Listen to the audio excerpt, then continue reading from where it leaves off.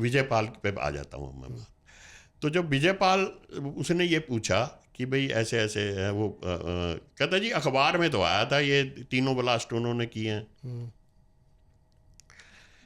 मैंने कहा यार एक बात बता, अखबार में तो आया था, माँ उन्होंने तो एक ही ब्लास्ट बताया था, तो दो और क्यों जोड़ रहा है इसमें? ओह, ये गाड़ी में आपसे बातचीत हो अब रही है? बातचीत हो रही है। मैं कहा दो और क्यों जोड़ रहा है, कोई चक्कर है तेरा? मैं ऐसे ही बोला उसे, और बड़ा कैजुअली मैंने कहा नहीं नहीं सर, नहीं नहीं नहीं ऐसी कोई बात नहीं है। अब ये है कि नेक्स्ट डे इनका रिमांड खत्म होने वाला है। मैं बैठा हूँ उसके पास, उसको खाना खिलाया। मैंने कहा तू जा रहा है, तू पंजाब में चला जाएगा अब यहाँ से, क्योंकि तेरे को अपने रिमांड पे लेंगे। और तू अगर कोई चीज़ तेने वहाँ पंजाब में कोई नई चीज़ बताई ना, तो मैं कहा यार मेरे को बहुत दुख होगा कि मैं इसको तेरे को नहीं पूछ पाया। चुप हो गया वो, बिल्कुल बोला नहीं।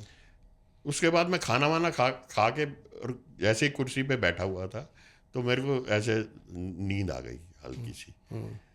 वो खाना खा रहा था, जब मेरे को नींद आई, जैसे उसने खाना खाया उसने मेरा हाथ ये पैर हिलाया जोर से। मैंने कहा क्या बात है? कहता है जी मेरे से गलती हो गई।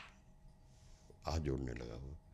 मैंने क्या गलती हो गई? कहता है जी वो तीनों ब्लास्ट मैंने किए।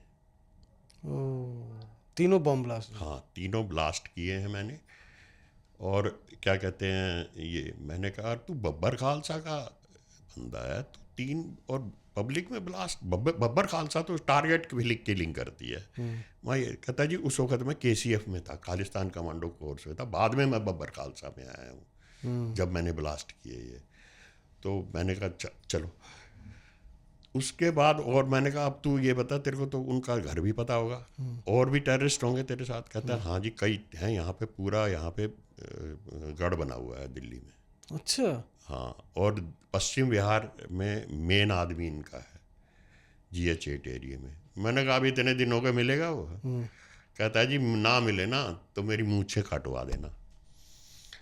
ये टेररिस्ट आपको बोल रहा ये है? बोल रहा है। कहता है वो वहीं मिलेंगे, कहीं नहीं जाएंगे, उनको पता है विजयपाल मर जाएगा, टूटेगा नहीं। लेकिन आपने तोड़ लिया। वो टूट गया। अब ये हुआ, मैंने रात के करीब मतलब ये 12-1 के आसपास किया ना, मैं फटाफट फ़ोन किया। मैंने DCP थे, DCP को फ़ोन किया, DCP वगैरह सारे आ गए, टीम आ गई सारी कि भाई रेड करनी है। कमांडो वगैरह दिए हमने, कमांडो लेके वो बोला जी सुबह वो ना एक आदमी उनमें से, अमरजीत सिंह लाडी है उसका नाम, वो बाहर निकलता है, बाहर निकल के दूध लेने आएगा, तब उसको पकड़ना। उस वक्त वो नियथा होता है। अब हमने फील्डिंग लगा दी, आइडेंटिफाई किया पहले वो, फिर वो जब उसने एक बार खोल दी बात कि भाई मैं हूँ, मतलब ये लोग वहाँ पर हैं, फिर वो जब एक बार उसको रियलाइज़ हुआ यार तूने क्या कर दिया, गलती हो गई। अब वो मकान का जी मैंने मकान देखा नहीं, बस मेरे को ये पता है ये नंबर है और ऐसे ऐसे है। हमने बीच में इन्वेस्टिगेशन में एक मोटरसाइकिल का नंबर हमने डिसाइफर कर लिया था, बीच में जब इन्वेस्टिगेशन चल रही थी कि भी एक मोटरसाइकिल भी है इनके पास। तो उसने, मैंने कहा एक मोटरसाइकिल है ना उसके पास, ये नंबर है? कहता हाँ जी हाँ ये नंबर है। कहता है जी मकान या तो 396 है या 496 है या 596 है, 96 है लास्ट में। मैंने कहा चल कोई इतना ही बहुत है। मगर तू अभी मत बता, अभी इसको कुछ नहीं कहते, मगर अभी इसको कॉन्फिडेंस में ही रहने देते हैं। हमने फटाफट वहाँ 396 देखा, तो पहले मकान के नीचे वो मोटरसाइकिल वही नंबर की खड़ी मिल गई। अब ये हो गया कि क्लियर हो गया कि ये आदमी यहीं के। अब लगा दी फील्डिंग। सुबह वो निकला आया, हाथ में उसके वो था उसकी क्या कहते हैं दूध लेने के लिए डोली। तो वो जैसे ही हुआ, अब तेज तो ये है ना, ट्रेनिंग तो पूरी होती है। ट्रेनिंग जैसे उसको शक हो गया कि भाई इतनी सुबह सुबह ऐसे लोग खड़े हैं इधर उधर के, नए नए लोग हैं, हमारे यहाँ के है भी नहीं है, क्या चक्कर।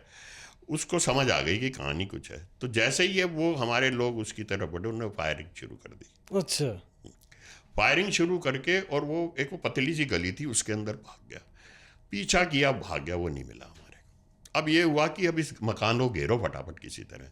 वहाँ भागे, घेर उनको मकान के, जाके वहाँ के हमने चारों तरफ ऊपर साइड में इधर उधर हमने उस पर वो लगा दी, क्या कहते हैं, अपनी फोर्स लग गई हमारी।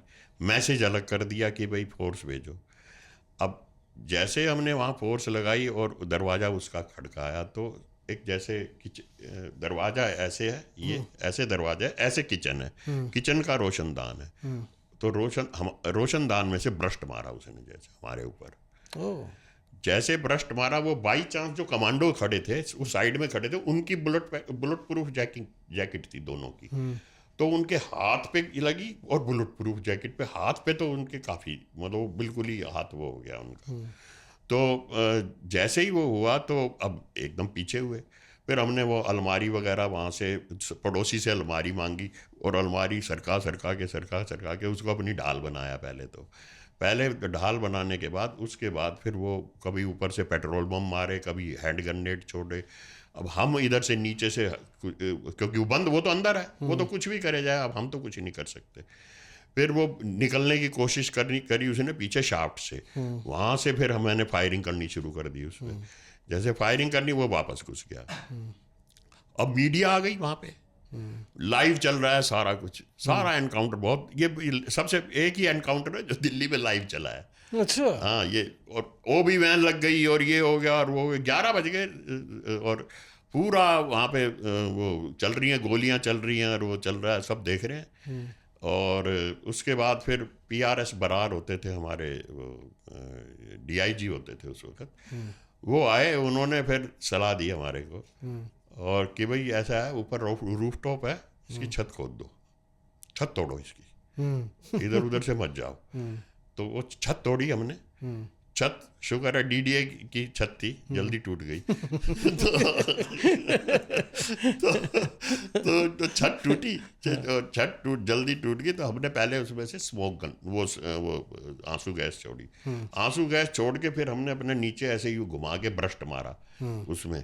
ब्रस्ट मार के जब फिर वेट करा हमने, तब कोई आवाज़, आधा घंटा हमने वेट किया कि भाई देखो क्या इनका क्या रिएक्ट। जब ये हुआ, फिर हिम्मत करके फिर किसी तरह खोला, तो देखा अंदर वो मरे पड़े थे। एक टेररिस्ट था, और एक उसकी वाइफ थी, उसका नाम मूर्ता सिंह था, और एक उसकी वाइफ थी, वो अंदर वो मरे पड़े थे।